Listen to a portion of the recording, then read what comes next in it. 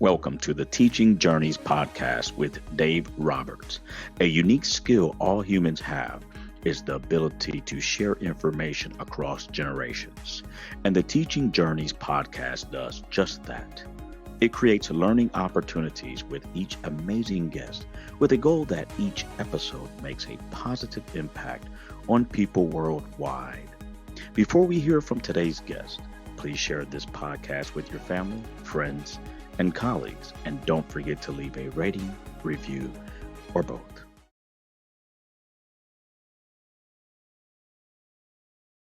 Hi, everyone, and welcome to another episode of the Teaching Journeys podcast. I'm your host, Dave Roberts, and today it is my pleasure to have as my guest, Christine Moncheck.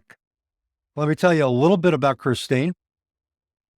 Through her own grief journey after the physical loss of her 18-year-old son in 2014 at the hands of a drunk driver, Christine experienced successful therapies such as eye movement desensitization and reprocessing, or EMDR, induced after-death communication, or IADC, and loving hearts connections. With her grief counselor, I was able to build a continued bond with her son Andrew in spirit, which has led to many accomplishments with him by her side. She attributes her resilience and growth to him, other parents ahead of her on this journey, and many spiritual professionals along the way who have inspired her. Christine lives a truly spirit-led life where she has found that joy and peace are possible to coexist with grief. This has helped her to discover her soul's greatest purpose of supporting others who have experienced the ultimate loss of a child with lots of love and compassion. Christine is the shining light mom of Andrew in spirit and the founding affiliate leader of the Northeast Ohio chapter of the Helping Parents Heal International Grief Organization. She also serves her local community through two nonprofit organizations, as a Friend of the Angel committee member for the Christmas Box Angel of Hope Children's Memorial in Stowe, Ohio, and as a board member and speaker for the Magic of Life Foundation Court Intervention Program. Other achievements include writing as a contributor to the Grief Diaries book series, Victim Impact Statements, and We Will Survive. She is a certified master grief coach, a Ushui Holy Fire Reiki practitioner, Unity Prayer chaplain, and lastly, serves spirit as a loving heart connections facilitator. And with that, Christine, welcome to the Teaching Journeys podcast. It is a pleasure having you here today. Yes, thank you, Dave. Hello. It's just an amazing opportunity to be here, and I just really appreciate you having me. Christine and I were friends on Facebook, but we got reintroduced to each other through Michael Gershe, who is the founder of the Magic of Life Court Intervention Program. And I know you and Michael have been involved in doing joint presentations to DWI offenders. Am I correct? Yes, that's correct. And Michael said, you got to have Christine on your podcast. I had Michael on my earlier episode. And he said, you got to have Christine on your podcast. So we connected, and I realized, my goodness, we had a lot of friends in common. And Yes. we had been friends on Facebook prior, but we just had lost contact with each other for a few years. And all of a sudden, it just through serendipity and through divine intervention, here we are. Here we are. Yes. Yep. So let's get right down to it as far as the questions go. Okay. So, Christine, please tell our listeners about the experiences that have influenced your current life path and choices. Well, Dave, you know that the absolute turning point in my life, of course, was in 2014 when my 18-year-old son Andrew transitioned to spirit after a fatal car crash that was caused by a drunk driver. And it just changed the whole trajectory of my life and, of course, my husband and children's lives as well. And they were 14 years old and 18 years old at the time. But I had signs and synchronicities and experiences early on from Andrew, and just letting us know that he was not gone. Um, Physically, yes, but his soul and his energy just was all around us and letting us know that he still exists. And initially, my husband and I attended a grief group that was sponsored through the funeral home where his services was at the time, and we had attended this gathering, and I just looked around the circle as everyone was introducing themselves, and it was kind of a mixed bag of losses. There were losses losses of a spouse, there was losses of a parent, and just a couple of people that were there for child loss. There were actually a few people there that had been going to this circle for 10 years. And, I just knew that I did not want to be sitting in that circle in the same grief that I was in at the time. I did not want to be there in 10 years. So that really set me on a path to find some hope and some healing. We just did not want to be, stuck and wallow in that muck. You know what I mean? Hmm. I think that you had talked about that a little bit in your book as well, is about, you know, grief being a passage. It's, not a place to stay, but to move through. And it's not easy for sure. But I was determined to find another way to heal, and I contacted a local mom who was about 7 years down the road in her own journey after losing her son. And she told me about a local grief group counselor who was very spiritual, and thank goodness that I had found her because she validated, everything that I was feeling, everything that I was experiencing with Andrew. Um, so it was really just kind of a breath of fresh air to have my grief validated and my experiences validated as well, because I didn't I didn't want to feel like being told that I was crazy, or that I shouldn't have that belief or whatever, because I think a lot of times, old belief systems can kind of come into play with some of that. So Hmm. um I know that, interestingly enough, that my former grief counselor, Jane Bissler, I think that you said you knew her. Yeah, I know Um, Jane. I know Jane. yeah, yeah. At the time, she was attending a conference with several other professional counselors, and the meeting, I believe, was somewhere in PA. Um, and it was so interesting because they had a guest medium just for fun, kind of to break up the meeting, and uh, this medium had come to the table where she was sitting and had asked if there was anyone here who could identify a young man that she had there that had recently passed in a car crash, and asked if anyone at the table had recognized this young man. And of course, Jane, my counselor, spoke up and acknowledged that that was indeed my son Andrew in spirit. And at our next meeting, she pulled me aside afterward and said, "I have a message for you uh, from your son." And she had told me where she had been and this experience, and the message was, "Tell my mom we are still connected." And from that point on, I read and I studied and I tried every different modality that was out there to raise my vibration to connect with my son. Wow, that is a very interesting and uplifting account of your experiences. And I like the fact that you said you were in the grief support group and said, I do not want to be wallowing in the muck of my grief 10 years later.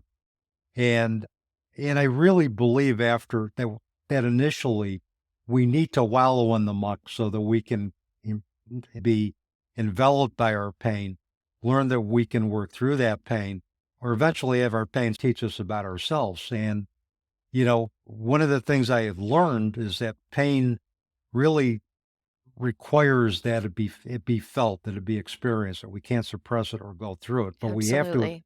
we have to experience it to work through it and to break through to the other side of grief where we are re-engaging in life with meaning and purpose. But we have to let it envelop us. We can't suppress it, but we can't stay wallowed in the muck permanently because that prevents forward movement. And Absolutely. I think that contributes to complicated grief. And I love the fact that you got that message from the medium, from Andrew, saying that we are still connected. As you know, it took me about 7 years after my daughter's Janine's transition to realize that we could truly transform the relationship. And again, as you know, that was with the help of Reverend Patty Farino, who through pure serendipity we connected, and she showed me a perspective that just totally changed the way I looked at everything about life and death and life after death. Because I love to hear stories about our loved ones, I love to know who our deceased children or loved ones are, transition children or loved ones are through the person's eyes. I'm going to ask you, if you would, to tell our listeners about your son, Andrew, about his life, and about the legacy that he has created and continues to create. Oh, absolutely. I absolutely love talking about Andrew. Sometimes people feel that, bringing him up or, talking about him might make me sad. And that's just not true. And I always say, I am just so happy to talk about Andrew, but thank you for asking. Andrew was just a typical teenager, a happy-go-lucky and, kind happy-go-lucky kid, just, a little bit shy, I think, especially around adults. He just really loved hanging out with his friends and absolutely loved sports. He played t-ball all the way through, um, and played baseball all the way through high school. And he was just an awesome center fielder out there on the field. He played for a few different travel baseball leagues. And, after baseball was over, he went right into football season. And, he was just had a very competitive spirit, both on and off the field. Um, he was just really that kind of kid. He gave sports, it was just either all or nothing, right? And he also played some rec basketball and wrestled for a couple of years. So he was just always very active and, always listening to music and hanging out with his friends and um, always just loved to, uh, hang out with family. And he was just a great kid. He was never the biggest kid out there on the field in sports, but he just always played with a big heart and always wore jersey number 32, that of the legendary Jim Brown of the Cleveland Browns. And I get actually the number 32 all the time as a sign, either on the clock or when I'm out somewhere. It could be a license plate, could be a table number or an order number. He's always showing up in different places, as number 32. So um, I always acknowledge it. So And I get the um, same. I get the same thing with Janine. She transitioned on 3/1/03, and I see a lot of 3/1s, 3/1/03. In fact, I got into my car this morning. Car we just recently purchased, and the odometer said 313 miles or 313. So that was to me, another nudge, another sign saying, "Hey, Dad, I'm here. yep, I'm never that far away." So. absolutely. Just a thought away. Absolutely. But yeah, Andrew really didn't know what he wanted to do after high school. But we did some local college visits together, and he applied and was accepted. At a few local universities. We have Kent State University right here, Youngstown State University, and Akron University as well. And he was interested in business communications and just seemed like, that was the direction that he was going to be heading. Um, he was always kind of the class clown, making people laugh, very quick-witted. Um, and he just always seemed to have this perpetual grin on his face that would just make you wonder what he was up to next. Mhm. and Mm. and it was hard to stay mad at him because of that impish grin. It would just melt my heart. So, um, but all of those hopes and dreams, would never happen. And we went from planning a high school graduation party to planning a funeral in the blink of an eye. So that's really kind of leading into what happened to Andrew. So I don't know if you wanted me to just continue with that, but Yeah. Good. Christine, keep going. okay. Yeah. So like I said, we went from planning a joyous occasion to planning a funeral. You know, there was a time when I'm trying to think of, well, uh, what had happened was Andrew had let us know that he was going to a concert with a couple of friends that it was a local concert, so in Cleveland, about 40 minutes from us. And, we had been a little bit upset with them because, we were trying to prepare for his graduation party, which was going to happen, the next day. And, it had kind of led um, into a phone call later that night. I checked on him and said, it's getting very late, and, we hope that you'll be able to get up in the morning to help us with all of the preparations that need to be done. And he responded that he would, and promised to. I promise, Mom, I'll get up and help. But as every parent's, worst nightmare, we got that phone call at about 1 a.m. that the boys had been struck from behind on the highway by a drunk driver, and it caused the car to flip 3 times, and Andrew was ejected. The other two boys were treated and released at the hospital, but they had taken Andrew um, to the Akron General Trauma Center. And so that was really what kind of set us on this path, just that devastation of, you know, um, how do we get through this, right? Mhm. And so that's really what led me to also advocate for um, presenting with Michael Gershe at the Magic of Life Foundation um, program. So I know I probably got a little bit ahead of myself, but Andrew very early on, like I said, had let us know that he was still around.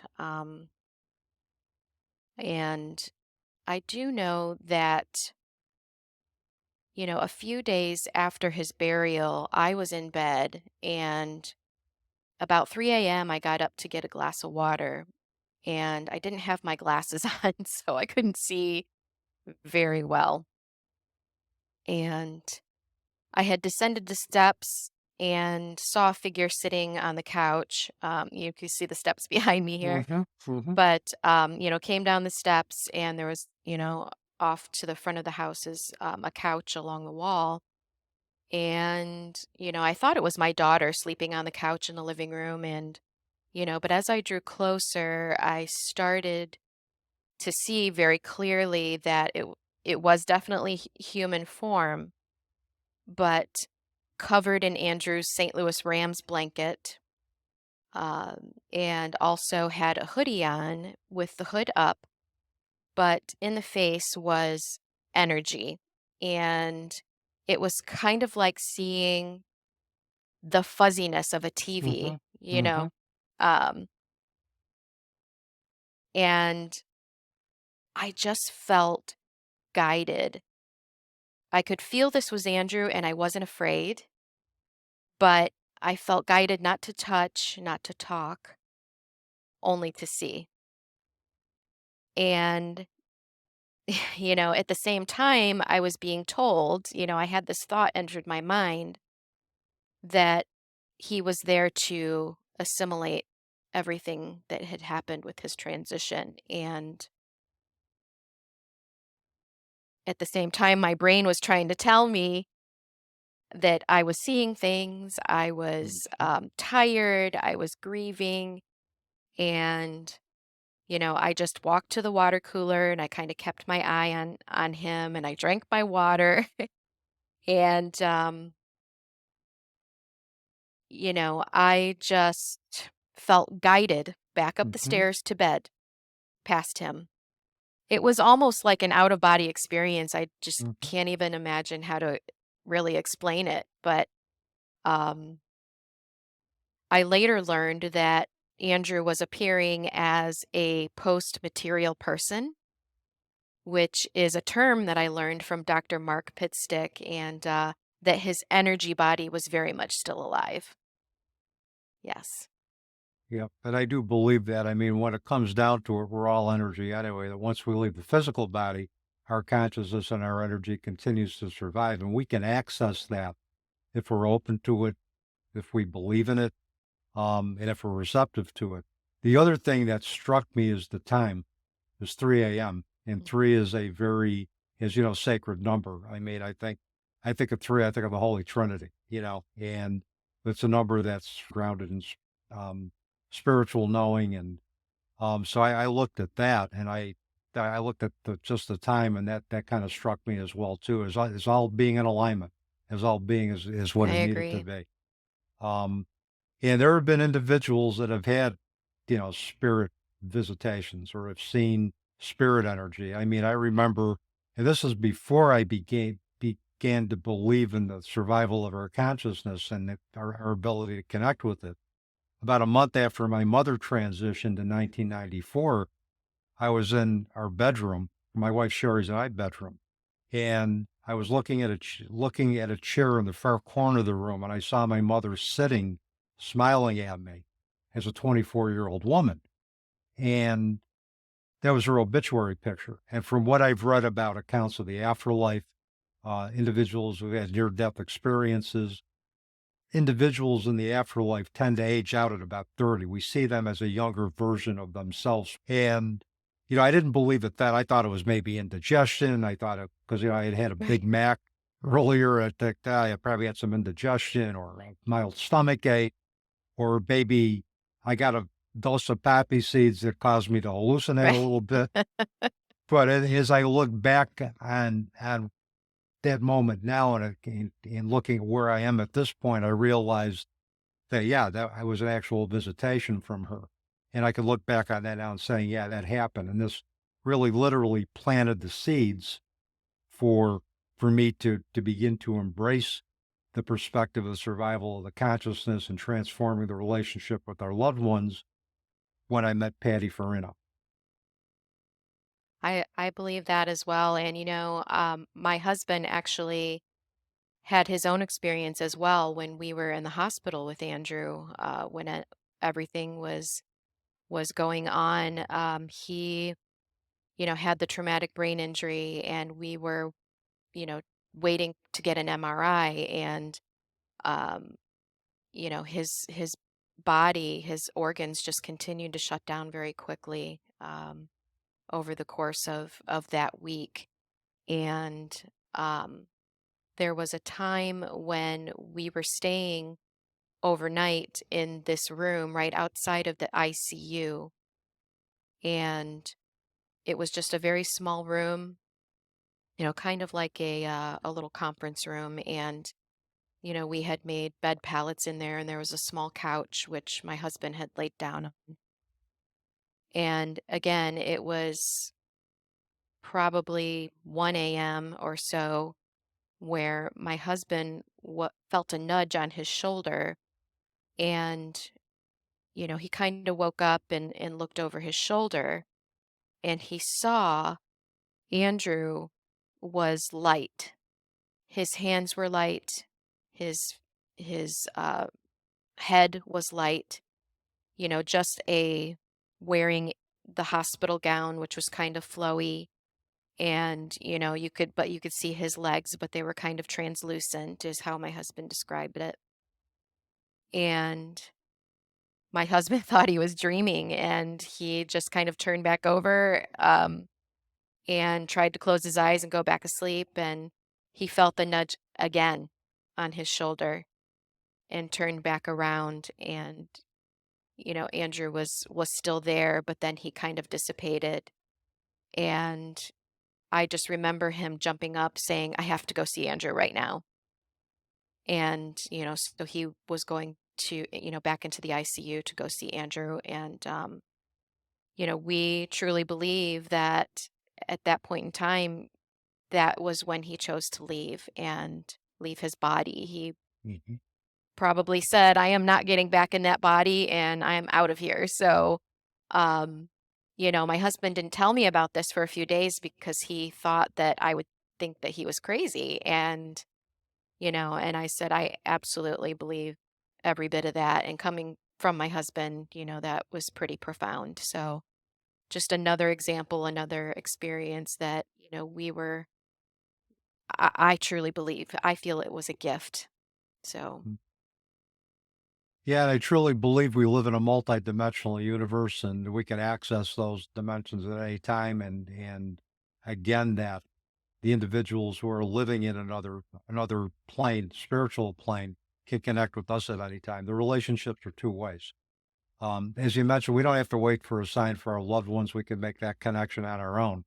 And once we do that, it just opens up a whole new world of possibilities. absolutely.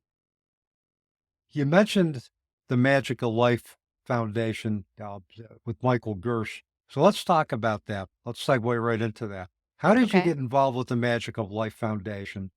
And how has talking about Andrew's life and legacy helped with the individuals who come through that program? How's that helped you move through grief? Well, I believe that we were introduced by a mutual friend of ours. And, you know, uh, let me just say that, the Magical Life Foundation is an impaired driving intervention program that is through our local court system, for OVI offenders. And they're court ordered to attend, as part of, kind of their treatment plan. And like I said, I was introduced to Michael Gersh and The Magic of Life by a mutual friend who thought that that would help me in my grief journey to not only cope, but to, um, advocate by sharing Andrew's story. And, Michael and I met up at a local Starbucks, and I brought like a little photo book, probably about this thick, of Andrew, and told him all about Andrew, told him our story. And the rest is history. He had asked me to join the program. And I was a bit scared and I was a bit reluctant, because public speaking was not my strength at all. But Andrew had different plans for me. So, Mhm. but I could feel his love and support every time I approached the podium and, in the courtroom. So, and there's a quote that I love that says, comfort zones are a nice place to be, but nothing ever grows there. So, um, I really kind of use that as my mantra. And I would say that since we are a local family, my kids grew up here. It really hits close to home, especially with parents who come through, the system that may have known Andrew or may have known us. So it hits a little closer for them. And to know that this is really a senseless and preventable act, Mhm. that can be avoided, and not to have the mindset that it won't happen to them. And, it really is powerful because we give the perspective of a son losing his mother, which is Michael losing his mother as an infant and growing up without a mother. And a best friend, so he goes over what happened with his best friend, and also a mother losing a son, which is my perspective. So, we're really giving a faceted, perspective of how impaired driving impacts everyone involved. And afterwards, people usually come up to us and they will thank us, hugs and handshakes. And, they'll say things like it was a wake up call for them, or, you know, they couldn't imagine having to be in our shoes, and saying that with tears in their eyes. And thank you for making me realize that, you know, being here for my kids is more important than alcohol and getting behind the wheel of a car. Um, but then you also have a handful of people that just sometimes they'll sleep during the presentation, or they'll walk out the door and say nothing. So, but from mine and Michael's perspective, that if we just reach one person with our message, then that's a good day at the office. So. With my past experience of working with individuals with alcohol use issues or other substance use issues, these individuals are in varying levels of motivation to change their behavior, but those are going to are open to changing their behavior and are motivated will hear the message. Others that won't, the seeds will be planted, but Right. you never know down the road what Right. may happen. That could just say, oh, geez, I remember what Michael and Christine said at that presentation. Now it makes sense. So, and we can never truly judge the long-term impact of anything any service that we do. It can impact individuals in probably the least likely way possible. And, that's one of the things I've learned over the years is that we never truly know the impact of of the tracks that we leave behind or leave with a certain group of individuals. So what are Absolutely. oh, sorry about that. Oh, no, I was just totally agreeing with you on that. Absolutely. Thank you. Well, it's good. Total agreement's also nice too. That gets you back on the Okay. podcast. No, I'm just kidding. I really tell my guests and I tell the listeners, challenge me. If there's something you don't agree with, but present it in a way that's respectful where we could have a conversation about it. But yeah, I like being challenged. I like being questioned because that tells me that people are listening, they're thinking, and they're thinking critically. So, but anyway, what are the unique challenges that occur as a result of losing a loved one suddenly as a result of a drunk driving accident? The second part of my question is how can grief coaches and therapists best support families who have experienced the death of a loved one under those circumstances? Well, I think that the unique grief challenges here are the fact that more often than not is that this type of loss is preventable. Um, there's no reason to be driving impaired these days, and that's just so hard to accept that, there is something like this that could happen just because someone made the wrong decision to Mhm. drink and drive. Excuse me. Sorry, my throat's going out on me. Anyhow, I just thought that maybe Andrew might still be here had this not happened. It's just a senseless and preventable act, and um the anger in the early days was really excruciating. So it was literally eating me alive. And I think that's where the therapists and the grief coaches could really help in the very beginning, because there's nothing really, I would say, special about the type of circumstances per se, but I do believe that the best thing I learned early on was, breathing techniques and, meditation tools. Reiki energy healing is what helped me the most to release some of that anger. And not saying that it was easy by any means, and it took some time, definitely took some time. But later, around 3 or 4 years into my grief journey, I did do some of the EMDR therapy, the IADC modalities that you had talked about earlier in my bio. And another thing was evidential medium readings were invaluable to my healing. And, I just think it's important to have counselors and people who support and recommend those types of things to help in the healing journey. Yeah, in the spirit of individualized treatment, absolutely. And, with my students that I have in my death, dying, and bereavement class at Utica University, we talk about specifically the role of evidentiary mediums in the death system and how they have such a prominent role in helping individuals connect with their loved ones on the other side. But I also tell them that you can objectively steer somebody to a medium without compromising your own beliefs. If you, let's say, for example, you don't believe in the validity of mediums, if a client comes to you and says, "Well, I want to look for a medium," you just can't say, "Well, I don't believe in mediums, so I can't help you." You have Right. to. The client drives the bus, so you have to meet the client where they're at. So, but there are some ways that you can objectively steer an individual towards finding a really competent evidentiary medium without compromising your own belief systems.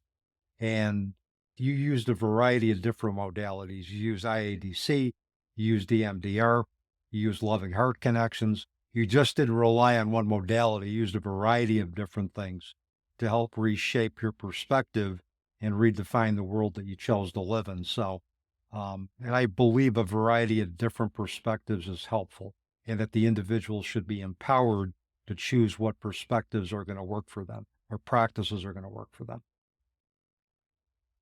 Yes, I feel strongly that you know, going into this, I had belief systems that the way that I was brought up, that it was wrong, to go to a medium or to believe that Andrew still existed. And, I just had to release that because that's not what I was feeling. That's not what I was experiencing. And I had to stay true to myself. Mm. And I just had this knowing. I just had this knowing that I had to follow that lead. And I'm glad that I did. Our intuition is normally our best guide, and we need to really impress upon others that to trust that their intuition 99% out of 100% of the time is not going to steer them wrong. Tell us about the mission of Umbrellas of Hope, what resources you provide, and how they help individuals move through and transform their grief. Yes, the mission of Umbrellas of Hope initially, when I first started putting that website together in 2018, was because I was meeting with that mom, and she would give me this information, and I had attended the Helping Parents Heal conference as well that same year, and met some other fantastic moms who had also lost children. And I just really wanted to find a way to share resources. So I just put together a collection of, various local resources that would help families to who have experienced the loss of a child. So it is specific to child loss.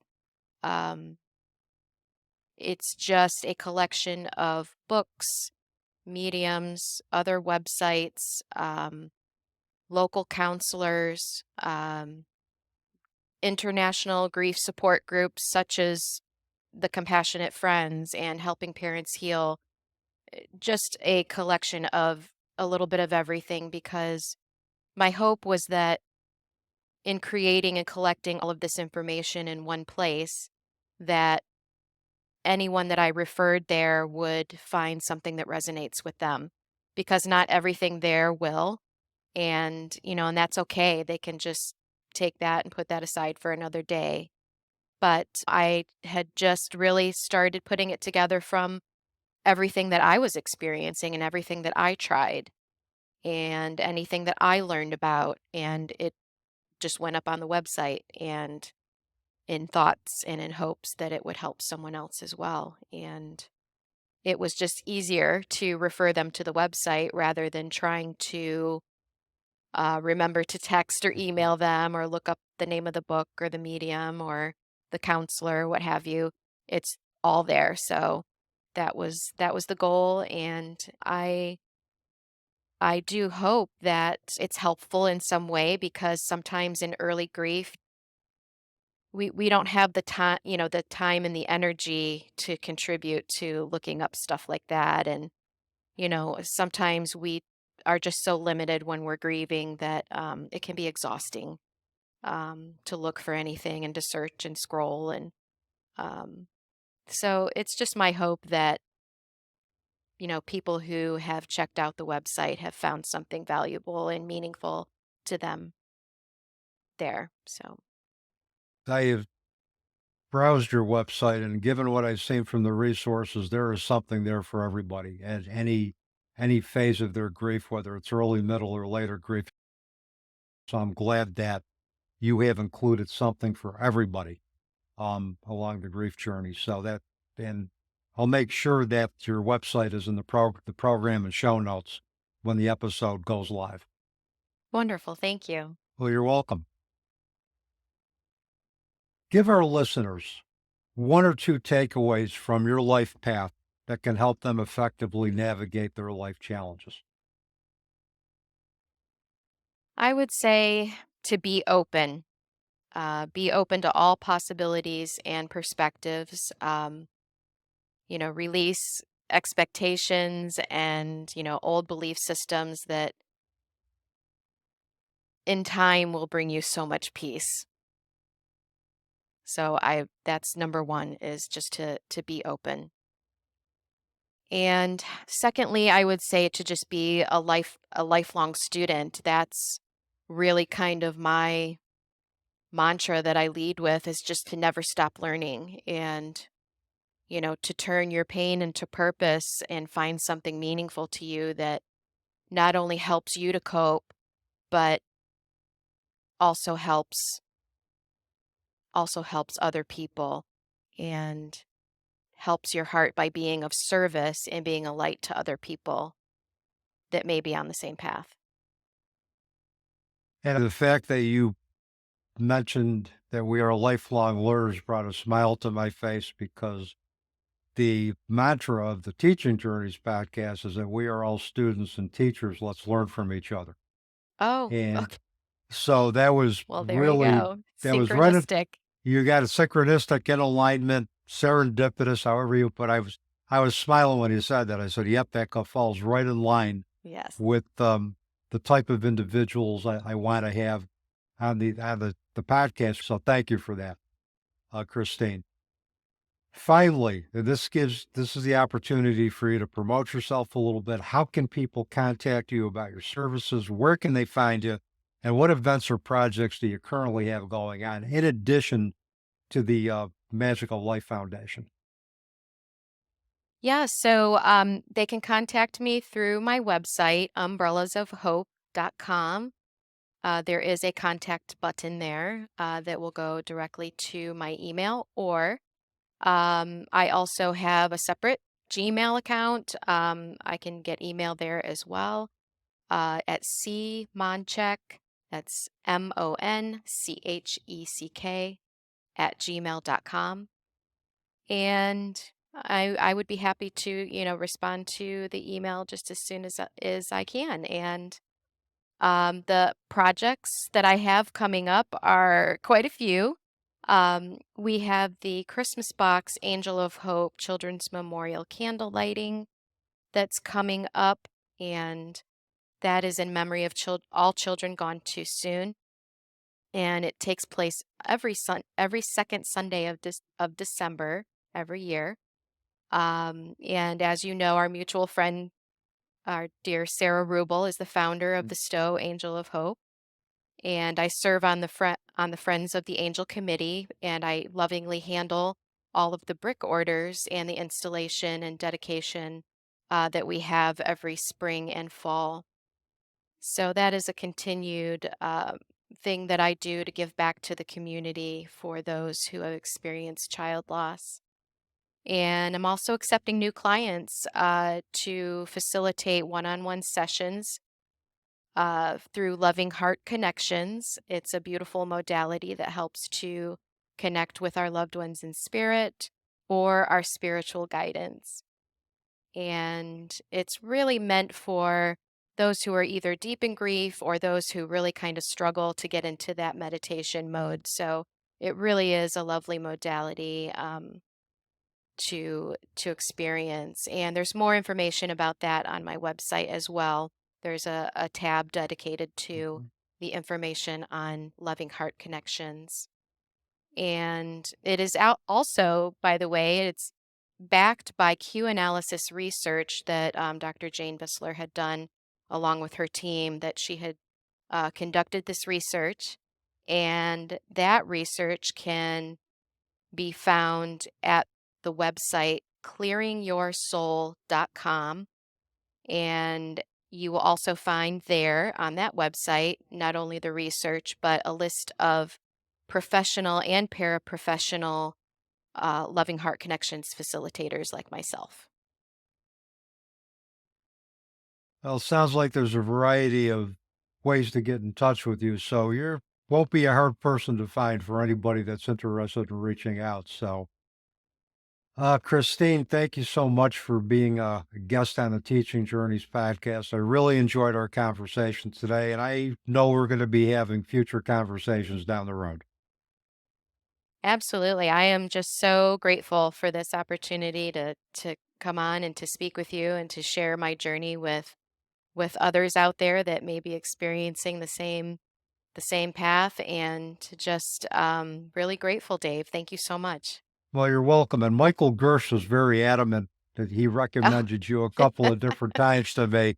And Michael can be very persistent, but I think once we had the initial conversation, I said, "Yeah, you're going to be a great fit for the podcast." And I'm just so grateful that you took the time to spend with me and our listeners today. again, thank you so much. And thanks, Mike. Yeah. Thanks, Mike. And with that, that is another wrap on another episode of the Teaching Journeys podcast. I'm your host, Dave Roberts, wishing you peace.